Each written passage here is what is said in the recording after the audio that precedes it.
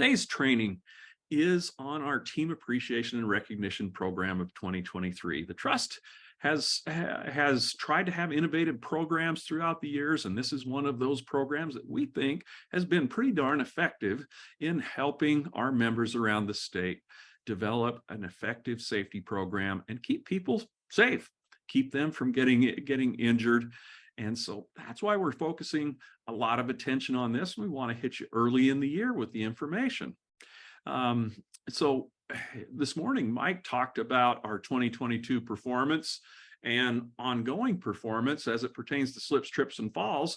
This presentation, I want to start out and talk about our overall frequency for all of the different lines of insurance that we have with you members of the Trust and how we're doing. Well, one of the things that we look at is we take all of our lines of insurance and we stack those totals so we can see how we're doing as an organization. As you can look here, we have a general downward trend. We're reducing the number of claims, and when I say we, I mean you. You are the ones that are out there working hard to make your operations safer, to reduce liabilities, and all of those things. And so that's commendable. However, we did see a couple of trends in 2022 that are a bit alarming or concerning to us. And one of those is workers' compensation. For about 5 years in a row, we've had a significant decrease in the number of workers' compensation claims until 2022. And then we saw an increase. That is a bit concerning to us. And we have to ask ourselves, why is that? And at the same time, in our auto claims, we were really, really consistent, about 397 claims, right around 400 claims for multiple years in a row until 2020 hit. And then we had a massive spike, and 2021 got worse. Well, last year we did a little bit better. We reduced significantly over our 2021 numbers, but we're still elevated over where we would like to be. We would actually like to see a continuing downward trend. Well, what does all this mean, and where do those things come from? I'd like to throw out a question to you.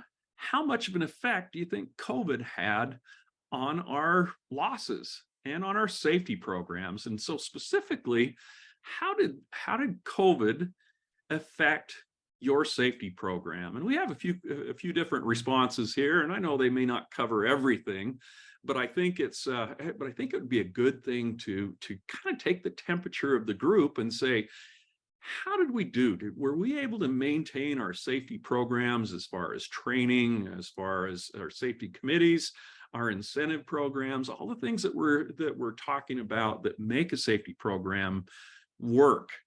Looks like we've got a good number of people participating today. Interesting to see how that's jumping around. Let's see where we're at. Got 61% have answered. So the answers that we're looking at are, what effects did COVID have on your safety program? Answer is, we are still going strong, dead in the water. We need to get back to where we were, and just building our program now. So we tried to cover kind of the broad areas where you may be in your program. Well, I think we've got a good chunk of people responded now. So it looks like we got about 50%, pretty strong group there saying, we're still going strong. That makes me happy, makes my heart feel good there, that you feel that your program is still growing strong. A couple of you out there said, yeah, it totally shut us down. We're dead in the water. Another 19% said we need to get back. We slipped a little bit. We lost a little bit of our momentum. And some are just starting. About the same amount of those people are just starting. I think that's kind of where I felt most of you would be in those categories. I'm hopeful and grateful that we didn't have more of you say that, hey, we're dead in the water. We got nothing going on right now, or we really slipped in where we were.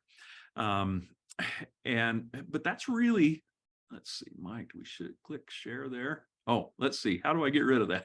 Do I just need to click that? There we go. Um, Mike's my tech guru here, so he makes sure that I do things right.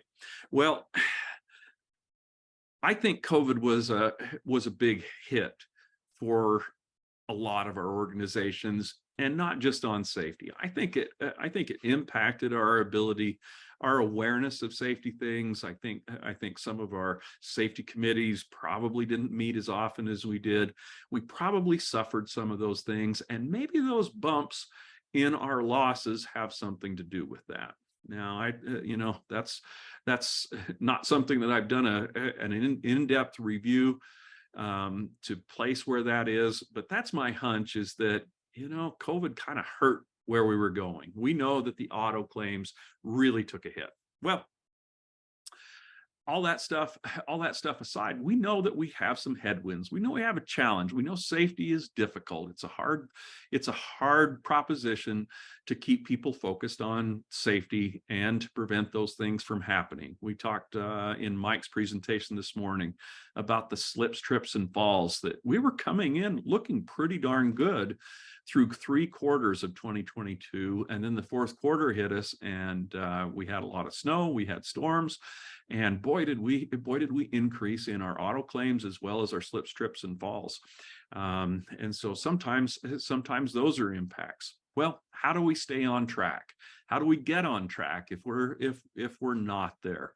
Because it can have big impacts on us.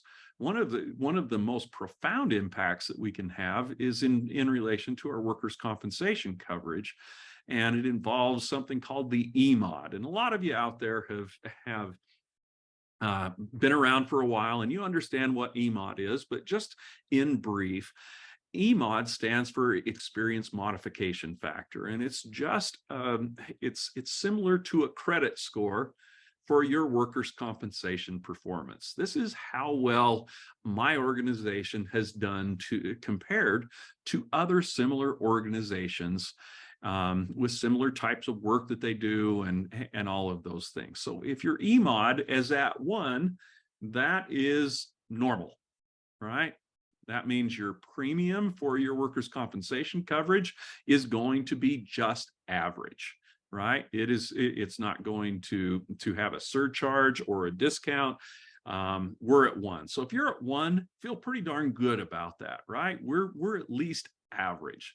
What did we do to get there is another question. Well, if you're above 1, you're going to have a surcharge to your premium. At the end of the day, we know this is all about people, but dollars are important. And our budgets are impacted when we have big swings in costs, and premiums are one of those things that can have an impact on that budget. If you're below 1, you get a discount on your premium. And over the years, your EMOD changes, and we may have sat down and talked with you individually and showed you your own graph. This is just kind of a representation of what it might be. If I'm sitting at a 0.65, well, I've got about a 35% reduction in my premium. And those are just rough numbers. Premiums have a lot of things that go into how they're calculated. But if I make a swing up to 1.3, that's a major change. That's a 35% or a 30% increase over the average premium. So what does it all equate to? Well, it equates to dollars. And so we need to be actively engaged in keeping that EMOD under control. And how do we do that? We've spent a lot of time over the years talking about techniques and all of that. But the major thing is, if the accident doesn't happen, if the person doesn't get injured, well, it's not going to impact, well, it will positively impact our EMOD. It's not going to negatively impact that if we prevent that. And that's what it's all about. And that's why we have safety programs. Safety programs are hard. How do we stay on track? How do we consistently do that? How do we make sure that that person that was hired last week, or the person that was hired 30 years ago, has a focus on safety? Well, we want to help as the trust, and we build our programs around doing that. We've developed a program over the years that has proven to be effective. We call it TARP, the Team Appreciation and Recognition Program. It's changed and it's modified, and that's why most of you are here today is what's it going to be this year? We've called our programs various different things over the years, and we believe that this is a way that you can be actively involved in preventing losses. Sometimes you can have good performance just because you're lucky, just because the roll of the dice didn't go your way or it went your way. And sometimes you can be really unlucky. We want to be intentional about our safety program. And so it takes some input. And that's what we want to talk about today, is how some simple inputs can really have a big impact on your overall program. All right. Some of you, and probably a good percentage of you on this meeting today, webinar, have a TARP program in place. And I'd ask you that question that we, similar to the poll, how's your TARP program going? You have an incentive program there. How's it doing? Do you think it's accomplishing what you need it to do? And we've seen people with these programs be more or less successful. And there are some important things that determine how successful the program is. And we'll dive into that. Safety is everybody's responsibility. Well, that's nice. That's a nice statement and all. How do we get everybody on board? If you went and took a poll and said, ask people about something in relation to safety, you're probably going to get a pretty broad different number of answers there. Some people are really focused, some are not. People need to become engaged.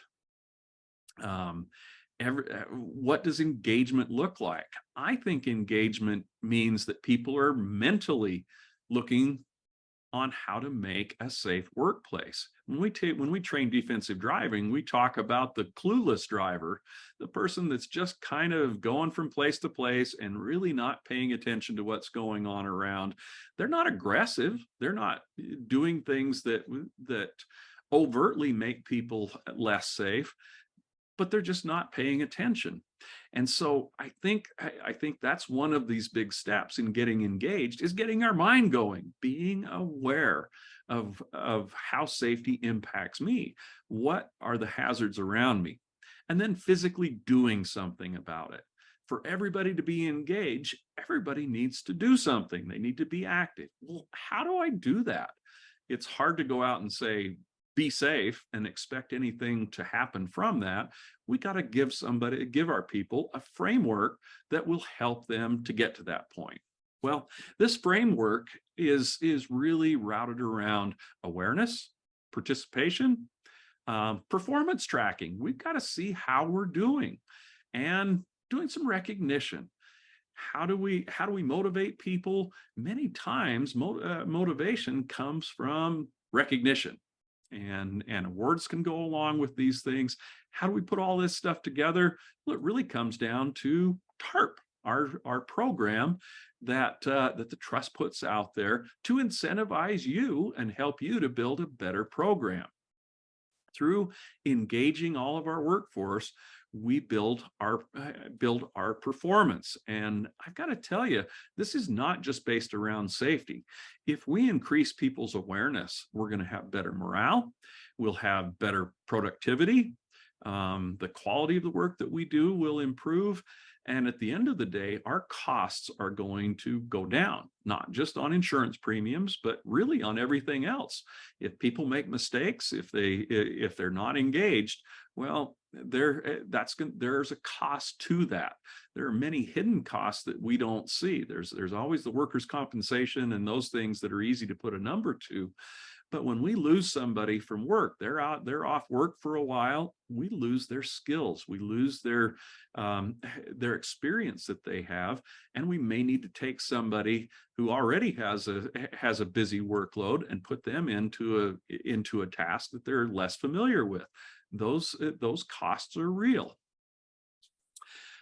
So we developed the Team Appreciation Recognition Program, and in short, it's simply an incentive program that focuses on getting our members getting our employees to recognize them and let them know that they're appreciated, to get them active in the safety program.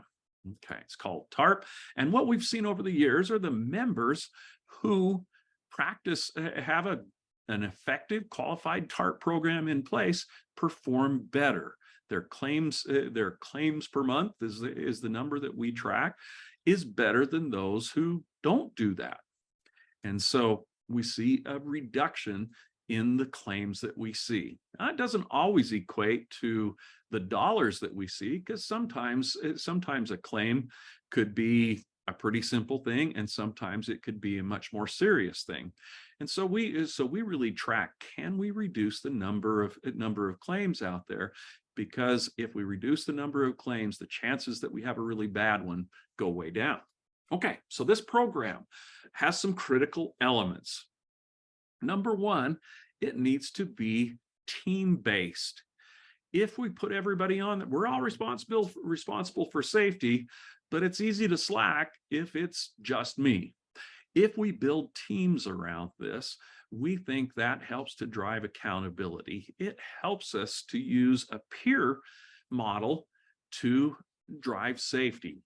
If somebody knows that, hey, my monthly incentive is really due to not only my efforts, but also my team members, people might be more likely to say, hey, put your safety glasses on. Hey, can I help you? Can I help you lift that item? Or, hey, is there a better way that we can do that? Or like Mike was talking this morning, picking up the hose off the floor or cleaning up that spilled material. If people are looking for that and thinking at the end of the month, I might get a little reward for this, as well as make a safer work environment, then they're more likely to do that. So establish teams. What do those teams look like? Well, generally they can be by department. Some of you out there might be really small organizations. You might have one team. Here at the Trust, we've divided into our teams. How big should they be? We only have about 5 people on our teams here, but you could have 20 people on your team. The big thing is we want those teams to be able to influence each other. And a lot of people get really hung up on, oh, well, is this, this team does a lot more risky work. Well, we say teams, we're not really competing against each other. The only thing that we're competing against is ourselves. Our team works together to make our operations safer and prevent accidents. So what do your teams look like? They should look like your departments in general. The next part is we need to be transparent about this and share our results. As an organization, the Trust really believes in metrics, and that if we know where we've been, we're going to know where we're going. And so part of the TARP program, many of you are involved with this already, we send you out a monthly update report. And I'll show you an example of this in just a second. I'll show you the trust report. This report will show you in leadership how you're performing. But it shouldn't end there. This is something that we should share with all of our team. They need to be able to look at that and say, oh, darn it, we messed up this month. We didn't hit our numbers as far as getting our training done or our incidents. And so next month we've got to do better. Sharing that results is just key. And you as a leader in your organization should be participating in that. Sharing that information via email, putting it up on the bulletin board, and even better, do it in a staff meeting or a departmental meeting where we're able to go in and say, you know what, every team in our organization hit their numbers this month, but hey, we had an incident in one of our teams. All but one got this. And let me talk about that. Here's what the incident was. We had somebody slip and fall on ice in the parking lot. How can we learn from that? What are we going to do from that? If it's important to you, it will be important to them. So focus on that, share those results. We win and lose together. And so we're going to share the good and we'll share the bad as well. That transparency helps us to own the program. It needs to be frequent. This is something that if we set our goal to be the end of the year, if we don't have any accidents, or we want to set these goals, and at the end of the year we'll give you an award, it's hard to stay focused on that. So we believe that this should be a frequent reward. We also believe it shouldn't be too much. Most of our members out there are doing an incentive that is in the $5 to $10 value, or they may do a lunch, barbecue, or something like that at the end of the month. If we don't have incidents and everybody does their training this month, we're going to have a barbecue, or you get a gift card. Pretty simple thing. Don't try to overcomplicate this. These are the basic elements of a TARP program. Have an incentive program that focuses on these things. Now, I mentioned a couple of things in there: incidents and training. We really want to make sure that we're looking at incidents, but you can add an additional one. Don't try to overcomplicate this. At the trust, we do a training element as well. Did everybody get their training done? And so it's not only the things that did or didn't happen as far as incidents, it's, are we actively working towards getting better? Well, we're training, we're doing inspections of our facilities. Don't overcomplicate this program, but make sure people know what it is and get involved. The key element that makes a TARP program work really well, as we've looked at these, is management commitment. The organizations that do really well with this, the key leader, whatever their title may be, believes in it and talks about it and spends time talking about safety, talking about incidents that happened. So we bring that awareness up and we come together as an organization and build our program together. Hey, we failed on this month. We're going to do better next month by this, and this. Here's the bullet points that we need to work on. Know that your role as a leader in your organization is critical to the success of your safety program. And that doesn't mean you need to go out and wipe up every spill and identify every hazard as a leader, but you really need to chart the course and let people know what's important in your organization. Each month we'll send out reports to you. And these reports look an awful lot like this. This is the Trust's report for 2022. And guess what? We had a couple of rough months out there where we had incidents or where we didn't complete our training. And so we learned from those things. And one of those red X's on there was mine. I kind of broke my phone. And additionally, this report will have, based on your trend, we can see where we're going. We can see which of our teams did well, which didn't, which ones were accident free. And this is something that we will do for you. It's a simple thing. You get us your teams and keep those up to date. If you make any changes, we hire new people or people leave, you just let us know what you have, and we send this out for you. We make it really easy for you to post this, to email it out to the staff, and give you something to talk to. All right. So if you've never done this before, here are really your list of next steps. Send us a list with your teams. If it's been a while since you updated your teams and you've participated, but maybe we got a little lax during COVID, or we haven't updated it for a while, get that team list updated. Let's set a date for a kickoff. And whether this is a brand new TARP program, or we kind of got lazy a little bit, or hey, it's a new year, whatever our motivation is, let's kick it off. Let's have a date when we say safety is important to us. This is our program. We're serious about it, and here's where we're going to go this year. So set a date for a kickoff. Determine what your incentives are going to be. Like I said, keep it simple. We don't have an opportunity for people to not report an incident because it's too big of a dollar amount. But if it's $5, people are not going to avoid reporting an incident for a $5 gift card or for a barbecue. But it's significant enough that, hey, if we don't get our barbecue at the end of the month or the gift cards aren't there, it means something in my heart. Doesn't mean a whole lot to my pocketbook, but it means something to me. Oh man, I let my team down, or wow, we really need to work harder on this part of that. But it's also a great thing that we can get people motivated, because sometimes a $5 gift card or a $10 gift card or a barbecue can be really motivating. I want to get together with my team. We're going to celebrate at the end of the month. And that would be good. Okay. We also introduced in this last year, I maybe ought to pause here for a second. Mike, I can't see chats. Are there any questions that we should answer right now? Yeah, we do have a couple of questions. So Debbie had a question or comment. It says, we find that when we give rewards to teams, our teams hide their losses. Not sure how to get around this. Yeah, and that's something that, we're cognizant that can happen.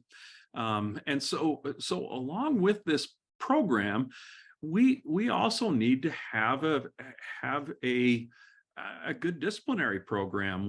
The policy needs to be that the downside of failure to report an incident is much stronger than, or much more significant than, losing a $5 gift card. And we need to let people know, hey, this is not about a gift card. This is about improving our safety. And we want you to report these things. We want to learn about these things. And if it costs us $5, oh well, we're going to learn from this, and we're going to get better. But yeah, definitely make sure that we have the consequences of failure to report are more than that. Mike. Yeah. And then just one more from Sal. They have a department that receives state safety incentive every year, and they still get the TARP incentive. So the city manager is questioning whether or not to pull the TARP incentive, since no other department has the additional benefit. What are your thoughts on that? And I'm not sure if I quite got all of the, so state safety, I'm not quite sure what that. Yeah, we have a situation currently where our power department receives a state safety incentive every year and still gets the TARP incentive. The city manager is questioning whether or not to pull the TARP incentive, since no other department has the additional benefit, the additional state incentive. Yeah. And the thing that I would probably say about that is I think TARP is something that's important to do as an organization and to do it as teams. If there's additional, it's like I said, if sometimes organizations get off in the weeds and say, well, it costs, this department has a lot more risk than the other department, all of those things. That doesn't matter. And if an office environment doesn't have as many incidents, that's okay. We can focus on the safety in our department. That's really what we're working on. I would recommend maintaining both of those things, because probably that other incentive is more of a long term. I think that's what I got from what they were saying, is it's an annual, whereas we're focusing on a month to month incentive that keeps us focused. If I throw that incentive clear at the end of the year, that one may have more of an opportunity for people to not report, because there's a big dollar at the end of the year. That's right. And so that would be my concern about those things, where TARP is really focused on month to month. Let's keep our awareness up. Let's work together. Okay. Is there another one, Mike? Nope, that's it. Okay. Thanks. I appreciate that. So what does the Designated Safety Officer program have to do with TARP? I told you at the outset that we update our programs periodically, and we've changed these. Sometimes it's a little tweak, sometimes it's a major reshuffle in our programs to help incentivize our members. One thing that we did last year was make it a requirement to get the incentives from the TARP program, from the trust to you, to have a designated safety officer in place. So let's talk about that quickly. A designated safety officer is your organization needs to say, here's the person that is responsible for our safety program. Now, they don't do everything. They don't have to do all of those things, but they really quarterback things. So like we talked about, some of us slipped a little bit during COVID. This is the person that makes sure we stay on track, make sure that the safety committee's meeting, make sure that our TARP program is getting rolled out, that we're looking at our tracking, and that we set goals for our organization. That person quarterbacks that and says, hey, we've had a lot of backing crashes, or we've had a lot of slips and falls. Here are the things that we're going to do to prevent those things in the future. And they work with your safety committee to do that. Their job is to keep management informed on how we're doing, where are we getting. And their overall goal is to reduce the number of incidents and accidents that we have. Goals are incredibly important when it comes to a designated safety officer, ensuring that we as an organization are really focused on the same things, and we have things that will work. All right. So how do we get a DSO in our organizations? Well, they just need to be designated, right? The chief executive officer, whoever that is, whatever their title is, says this person is our DSO. And we have, Mike, what was the number on that? 100 and I can't remember the exact number, 100 and something DSOs that have been designated. Yeah, it was like 110, 110, 115, something like that. So we have a TARP program. We have a designated safety officer. What does it take to be a DSO? Well, they need to be designated. They need to attend the OSHA 10 course. We talked about that we're doing those courses every other month throughout 2023 in various parts around the state. And we'll add more classes if we need to on those as well.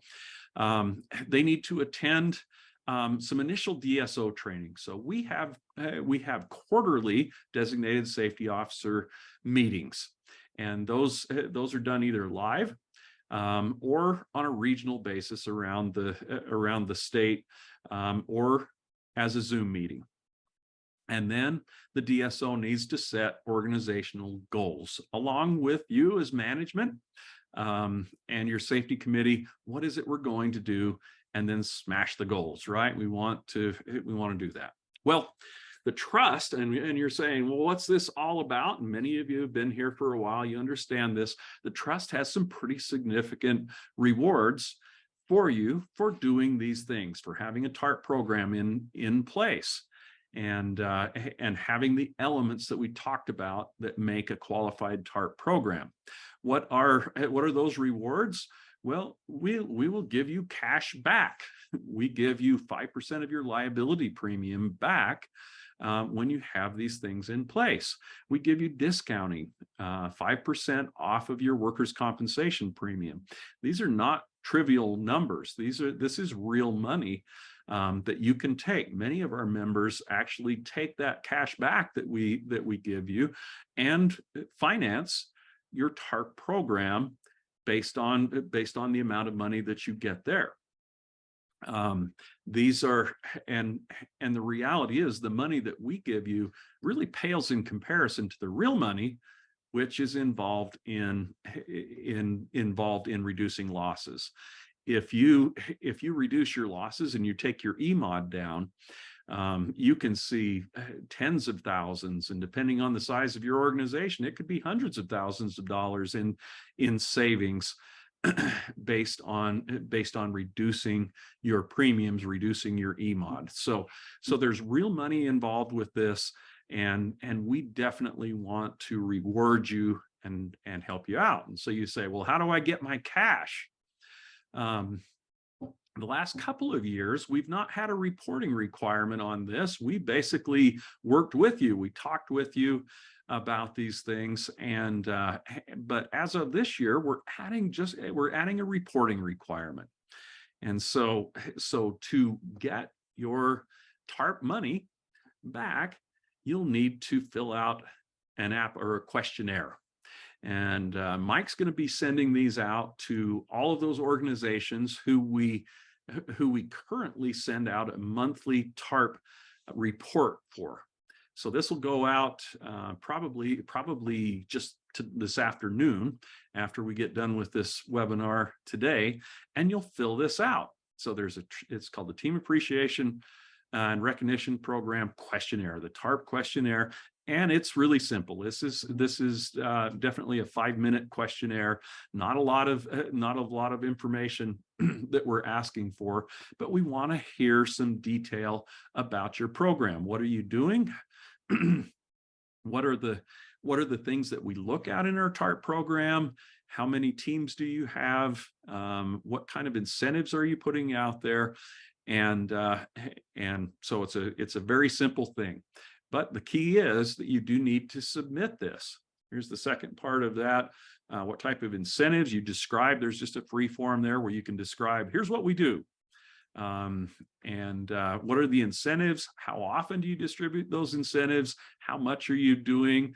And it can be we're sending out gift cards, or we're doing a monthly safety barbecue, and just kind of give us a value of what that is.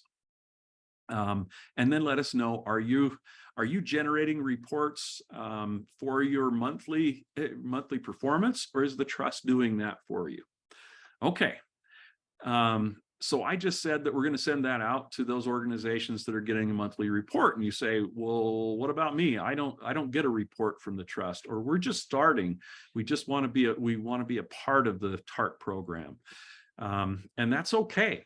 But we need to get in contact with you. So we want you to call or email us, Mike or myself, and so we can get this out to you. We're going to send it directly to those that are participating and those who want to participate, but we need you to reach out to us, and we'll send that out to you. All right, Mike, if there are any questions that pop up, just go ahead and jump in. We also have, was there anything, Mike, that we needed to? No, you're good. Great. We also have, as part of the Designated Safety Officer program, a requirement in there, and this is a separate form that your DSO will fill out, and we'll go into more detail with them in our next Designated Safety Officer Association meeting. We're going to talk about goals. We need to set goals. And so this is part of getting your TARP for this year, is having goals set, at least 2 different safety goals. What will those be? What are those goals? We really want it to be based around your organization's experience. Maybe the type of accidents that you've had, or there's maybe something really specific. Hey, our cops don't have bulletproof vests. Would that be a goal? Or we've had claims involving claims involving backing. Well, we can set a goal around that we're going to develop and implement a backing safety policy and program, and we're going to train everybody in the organization on that, and we're going to track what our results are as we go through the year. We want to see that you've got some goals there that will lead you to reducing your overall losses and people getting hurt. Okay. I went a little longer than I'd planned on. I apologize for that. You can only guess so much about how long these will take, and questions and all of that. But I just want to summarize here, and then we'll take your questions, because I'm sure there will be a few. We need to engage with our people. We need to have our team actively involved in their safety. This has great rewards, because if they're engaged, they're aware, they're accountable. That's going to have effects throughout the organization, not just involving safety. We need to let our people know that they matter, that they're important to us, and that their safety matters to us. And that needs to be a consistent thing. They need to know what's important at your organization and that they make a difference to what's happening out there, and that we need them and we need them to be safe. We need to reward their engagement. So if they're out there, they're working hard, they're doing things, and we're reducing those losses, not having those accidents, let's reward people and let's play it up. One of the most critical things is having the boss talk about this and make it an important part of every month. We talk about our safety performance, and at the end of it all, we can succeed in this. All right, looks like Mike is carefully looking over what our questions are. If you have any questions, go ahead and type those in the chat box and we'll answer those now, or I think you can raise your hand. We can open your mic as well. But let us know what your questions are in regards to the TARP program. Mike. Not really some questions, just people wanting to be added onto the DSO list. So that's awesome. That's good. We'll get you folks added on there for sure. We'll reach out to you for sure on. Yep. And you know, we really want to ensure that you understand what the program is and help you through getting this rolled out. If you haven't done it yet, if you have done it and you need to kind of change how things are working, or you want to see how others have done it, please give us a call, send us an email, and we'd be happy to help out. Looks like a couple more came in, Mike. Was that just more people saying? Yeah. Okay, great.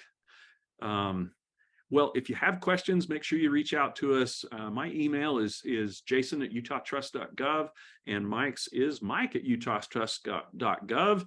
Here's my the first number, the 801 number, is the overall trust number. You can call into there, or the second one is my cell number, and you can call me directly and talk about your TARP program and where you're going to get. Once again, just going back to the overall program, you need to have a qualified program. It needs to be in place, and you need to let us know that it's there. So there is an input on your side with this web form. It's not hard.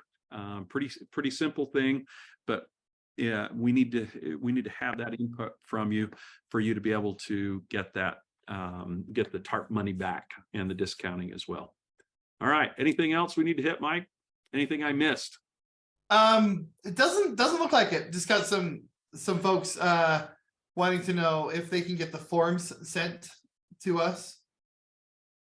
The forms, the web forms. Yeah. Well, we're going to send those web forms out to you for sure, Sal. Yeah. One thing that I didn't talk about when we were talking about the monthly update reports, if there's ever a challenge with those, Sarah works here. Sarah Hancock takes care of those. It's a massive task that she does each month to make those forms or reports look right, and to get them all updated with your people. So work closely with her, but if you ever have a challenge, let us know, and we can work through those things as well. All right. I'm just wanting to repeat the email addresses. I've added those in the chat, but it's just Mike, M-I-K-E, @utahtrust.gov, and Jason, Jason, @utahtrust.gov. Okay. So I'm going to wrap right here. Thank you so much, folks, for everything that you do out there. We want to help you succeed, and so let us know where we can help. If you have questions, let us know as well. Go out and have a safe day.